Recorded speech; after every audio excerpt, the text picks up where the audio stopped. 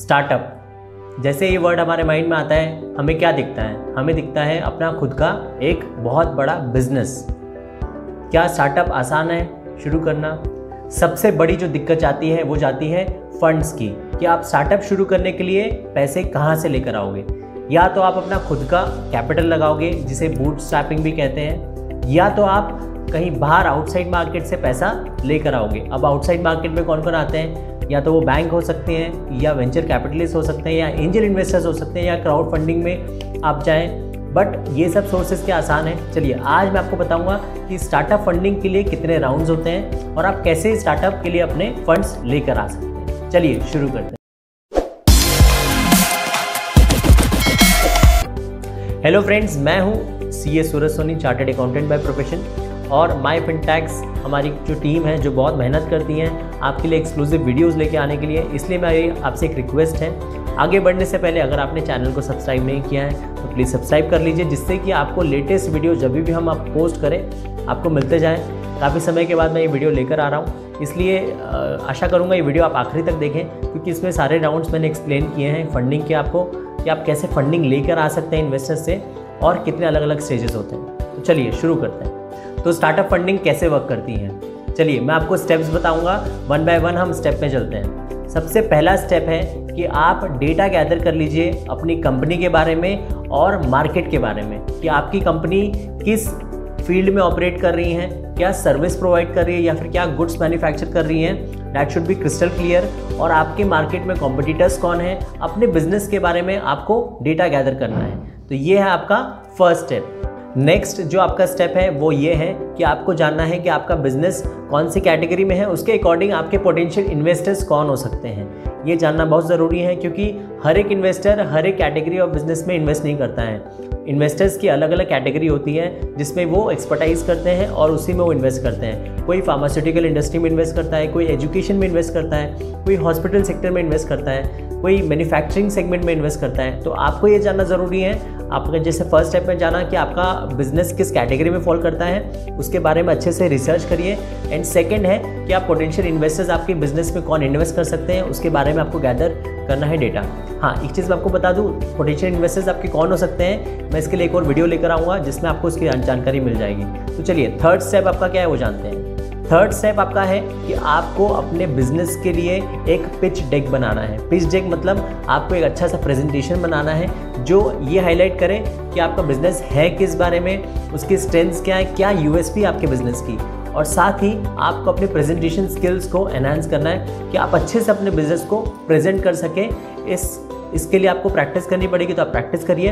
But हाँ, आपको अपने बिजनेस के बारे में जितना आप अच्छे से खुद एक्सप्लेन कर सकते हैं उतना कोई नहीं कर सकता। तो आपको प्रेजेंटेशन स्किल्स पे फोकस करते हुए अच्छा सा एक पिच डेक तैयार करना है। चलिए हम देखते हैं फोर्थ स्टेप क्या है। नेक्स्ट स्टेप है आपको ये जानना है कि इन्वेस्टर मीटिंग्स कहाँ हो रही हैं, उनको अटेंड करना है। अब ये मीटिंग्स ऑनलाइन भी हो सकती है या ऑफलाइन भी हो सकती हैं। इसके बारे में आपको गूगल में बहुत सारी मीटिंग्स होती रहती हैं, उसके बारे में आप रिसर्च करिए, आपको ज़रूर मिलेंगी। हाँ, ये मीटिंग्स आप अटेंड करिए और अपना जो आपने पिच डेक तैयार किया है पिछले स्टेप में, वो आपको अब प्रेजेंटेशन करना है इन्वेस्टर्स के आगे। इन्वेस्टर्स अगर आपके पिच डेक से इंप्रेस होते हैं, उन्हें लगता है कि आपका बिजनेस फिजिबल है, बहुत स्केलेबल है, बहुत हायर लेवल पे जा सकता है, तो आपके बिजनेस में ज़रूर इन्वेस्ट करेंगे। सबसे बड़ी बात, ये ज़रूरी नहीं है कि आपने इन्वेस्टर्स को अपना पिच डेक प्रेजेंट किया है तो आपके बिजनेस में इन्वेस्ट करेंगे ही।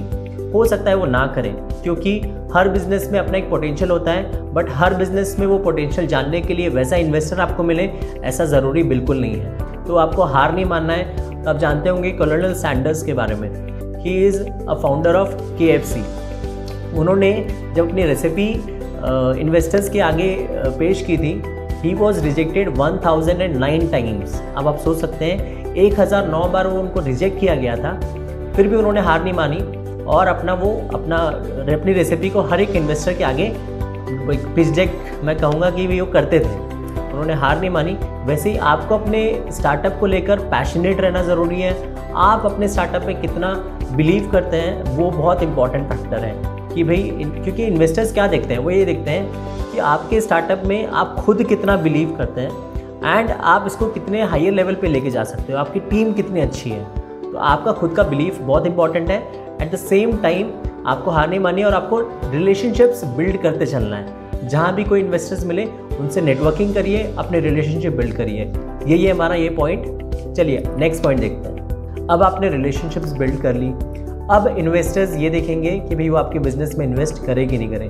सपोज लकीली आपको कोई एक इन्वेस्टर मिल जाता है, अब आगे क्या होगा? आगे ये होगा कि एक टर्म शीट तैयार की जाएगी जिसमें वो सारे कंडीशंस डालेंगे कि आपकी कंपनी में वो कितना इन्वेस्ट कर रहे हैं, उसके अगेंस्ट या तो वो इक्विटी ले रहे हैं या तो वो आपको लोन के रूप में दे रहे हैं। ये डिसाइड किया जाता है, वो टर्म शीट में सारे टर्म्स एंड कंडीशंस लिखी जाती हैं। चलिए नेक्स्ट आगे देखते हैं। नेक्स्ट होता है due diligence. Terms and conditions सारे रख दिया इन्वेस्टर ने आपके आगे, अब वो एक ड्यू डिलिजेंस कराएंगे। ड्यू डिलिजेंस मतलब वो एक क्वालिटी चेक होता है कि भाई हाँ, जो आपने पिच किया था सही में वो चीज़ है कि नहीं, वो चीज़ का एक ऑडिट होता है, उसे ड्यू डिलिजेंस कहा जाता है। वो इन्वेस्टर्स करवाते हैं और सारी चीज़ें एक्सेप्ट होती हैं तो फिर हम लास्ट स्टेप में आ जाते हैं। क्या है वो? चलिए देखते हैं। और लास्ट स्टेप क्या हो सकता है? वो यही हो सकता है कि आपके बैंक अकाउंट में इन्वेस्टर्स फंड ट्रांसफ़र कर देते हैं पेपर वर्क एग्जीक्यूशन के बाद में, क्योंकि उन्हें बिलीव हो जाता है कि भाई हाँ, आप सही पर्सन हैं जिस पे वो अपना पैसा लगा सकते हैं एंड आपको भी जो आपकी रिक्वायरमेंट होती है वो फुलफ़िल हो जाती है। तो ये हमारे टोटल 8 स्टेप्स थे जिसमें आपने ये जाना कि आप कैसे अपने इन्वेस्टर्स को अपना आइडिया पिच करके अपने बिजनेस के बारे में बताकर फंड्स गैदर कर सकते हैं। चलिए आगे बढ़ते हैं। तो चलिए अब हम ये देखेंगे कितने राउंड्स ऑफ फंडिंग होती हैं। आपने किसी ने कहीं ना कहीं सुना होगा सीरीज़ ए फंडिंग हुई, सीरीज़ बी फंडिंग हुई। अभी रिसेंटली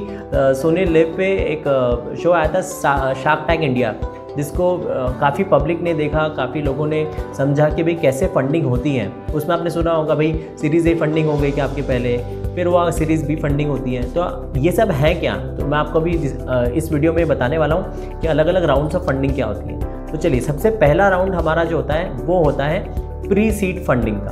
प्री सीड राउंड क्या होता है? ये इसमें क्या होता है, जैसे आपके माइंड में एक आइडिया आया कि भाई आपको ये बिज़नेस करना है। अब इनिशियल जो सेटअप कॉस्ट होता है, चाहे कि वो आपके माइंड में आइडिया है कि भाई मुझे एक suppose online e-commerce app launch करना है। अब इसके लिए आपको क्या क्या चीज़ों की ज़रूरत पड़ेगी, इनिशियल जो फंडिंग लगती हैं, इसे हम प्री सीड राउंड में डालते हैं। ये आपके फैमिली सेविंग्स के थ्रू आ सकता है या आपका खुद का कुछ कैपिटल इकट्ठा किया हुआ होगा, सेविंग्स होगी, आप वो लगाना चाहते हैं, ये प्री सीड राउंड में हमारा आता है। चलिए नेक्स्ट हमारा राउंड क्या होता है वो अब हम हो जाते हैं। नेक्स्ट जो हमारा राउंड होता है वो होता है सीड राउंड का। ये एक ऑफिशियल फर्स्ट स्टेप होता है जब कोई भी स्टार्टअप रेज करता है मनी, चाहे वो फिर वेंचर कैपिटलिस्ट से हो, चाहे वो एंजल इन्वेस्टर से हो, चाहे इंक्यूबेटर से हो, या फिर कोई भी अन्य जो इन्वेस्टर उनके बिजनेस में इन्वेस्ट करना चाहते हैं। ये सीड राउंड में होता क्या है, ये क्यों ज़रूरत पड़ती है?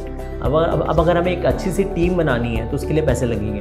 हमें रिसर्च एंड डेवलपमेंट पे फोकस करना है अपने बिजनेस को लेकर, तो हमें उसके लिए फंडिंग की ज़रूरत होगी। हमें अपने प्रोडक्ट डेवलपमेंट पे फोकस करना है तो उसके लिए हमें कहीं ना कहीं सीड फंडिंग की ज़रूरत होगी। सीड फंडिंग मतलब जैसे आप बीज बोते हैं एक पेड़ उगाने के लिए, वैसे ही एक बिज़नेस को आपको ग्रो करने के लिए सीड डालना ज़रूरी होता है, जो कि आप पैसा इन्वेस्टमेंट कहाँ से करवाते हैं? इन्वेस्टर्स के थ्रू करवाते हैं। ये सीड राउंड है। चलिए नेक्स्ट हम देखते हैं। नेक्स्ट जो हमारा राउंड होता है वो होता है series A round. Series A round क्या होता है? आपने सीड राउंड में फंडिंग गैदर की थी इन्वेस्टर्स से, उन्होंने इन्वेस्ट किया, आपने कस्टमर बेस रेडी किया, आपका एक कस्टमर सेगमेंट रेडी हो चुका है, आपका प्रोडक्ट डेवलप हो चुका है और वो एक मार्केट में केटर कर रहा है। अब आप इसको एक्सपैंड करना चाहते हैं। आप सपोज़ मुंबई में हैं, आप अंधेरी में अपना बिजनेस सेटअप किया, अब आप चाहते हैं पूरे मुंबई को आप गैदर करें, तो आप इसे बढ़ा कैसे सकते हैं? ये बढ़ाने के लिए सीरीज़ ए राउंड होता है जिसमें इन्वेस्टर्स आपके बिजनेस में देखते हैं कि कितनी फिजिबिलिटी नज़र आ रही है, कितना स्केलेबल वो नज़र आ रहा है, सही में पॉसिबल है कि नहीं एक्सपैंड करना। अगर उन्हें लगता है तो आपके बिजनेस में इन्वेस्ट करते हैं, जिसे कि हम सीरीज़ ए राउंड कहते हैं। चलिए नेक्स्ट राउंड देखते हैं। अब हम नेक्स्ट राउंड हमारा है series B round. Series B round क्या है? अब सीरीज़ ए में आपने अपना बिजनेस सेटअप कर दिया है, आपने अच्छा खासा कस्टमर बेस रेडी कर लिया है।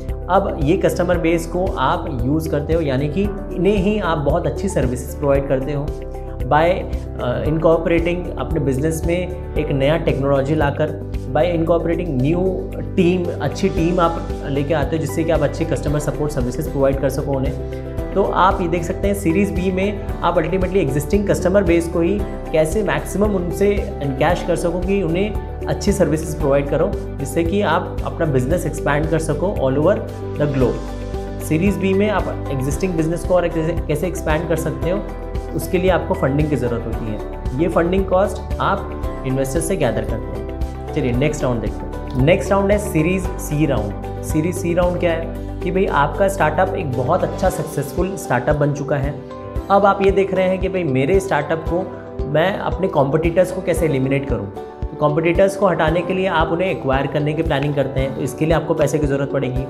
अब आप सोच रहे हैं कि भाई मैं इस प्रोडक्ट में ऑलरेडी डील कर रहा हूँ, मुझे एक नेक्स्ट और डाइवर्सिफाई करना है, नेक्स्ट प्रोडक्ट में जाना है। आपने रिसेंटली एक ऐड देखा होगा जैगवार का, जिसमें वो डिस्प्ले कर रहे हैं कि भाई वो ऑलरेडी बादिंग में ऑलरेडी डील करते हैं, उनके प्रोडक्ट्स आ रहे हैं, बट अब वो इलेक्ट्रिकल लाइन में भी जा रहे हैं, इलेक्ट्रिकल फिटिंग्स भी प्रोवाइड कर रहे हैं। तो उनका ऐड आप देखेंगे कितना क्रिएटिवली उन्होंने प्रेजेंट किया है कि लोगों के माइंड में है जैगवार सुनेंगे तो मतलब बादिंग के जो भी यूटिलिटीज़ प्रोडक्ट्स आते हैं वो सप्लाई करेंगे, बट अपने वो प्रोडक्ट को डाइवर्सिफाई कर रहे हैं। अब वो अपने आप को इलेक्ट्रिकल लाइन में भी आगे बढ़ा रहे हैं। तो कहीं ना कहीं आप देख सकते हैं कि आपको अगर नए प्रोडक्ट में जाना है तब आपको फंडिंग की ज़रूरत पड़ेगी, या तो आपको एक्सेप्शनल टीम की ज़रूरत है कि आप बिज़नेस को एक बहुत बड़े लेवल पे लेके जा सको। इसके लिए आपको फंडिंग की ज़रूरत होती है। अब ये फंडिंग आपको कौन देगा? ये फंडिंग आपको देगा इन्वेस्टर सीरीज़ सी राउंड। चलिए नेक्स्ट राउंड देखते हैं। नेक्स्ट हमारा लास्ट राउंड है series D round.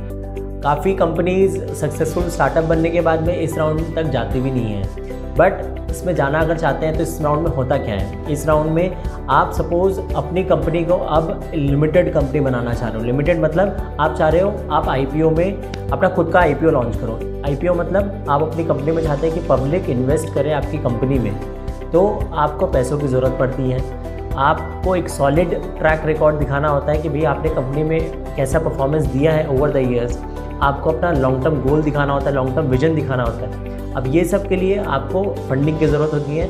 Series D round में आपके इन्वेस्टर्स ये देखते हैं कि आपका विजन कितना स्ट्रांग है, आप आईपीओ में जाने के लिए आप केपेबल हो कि नहीं हो, और इस चीज़ के लिए वो कहीं ना कहीं आपको फंडिंग में सपोर्ट करते हैं। तो आपने देखा कि आप कैसे अपने बिजनेस के लिए, अपने स्टार्टअप के लिए फंडिंग लेकर आ सकते हैं इन्वेस्टर्स से। आपने देखा अलग अलग राउंड्स क्या होते हैं स्टार्टअप फंडिंग के लिए। मैं आशा करता हूँ आपको बहुत अच्छे से ये वीडियो समझ आया होगा, और मेरी बस आपसे एक रिक्वेस्ट है, अगर पसंद आया हो वीडियो तो प्लीज़ इसे लाइक करिए। अपना यूज़फुल आपको लगता है कोई भी कमेंट हो, कुछ भी आपके माइंड में डाउट हो तो आप प्लीज़ कमेंट करिए, हम उसका रिप्लाई करेंगे।